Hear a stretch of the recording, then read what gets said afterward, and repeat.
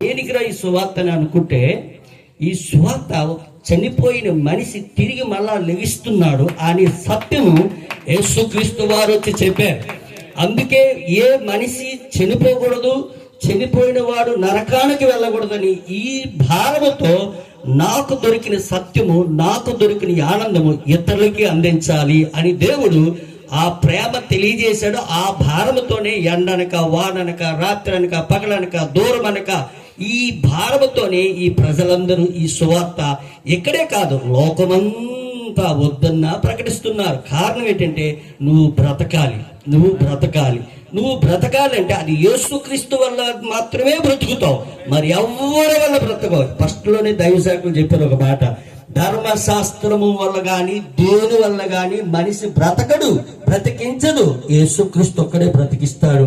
ఆ సత్యము లోకములో ఉన్న ప్రతి వారు తెలుసుకొని ఆయన ఎద్దుకు వచ్చి ఆయనను విశ్వసించండి.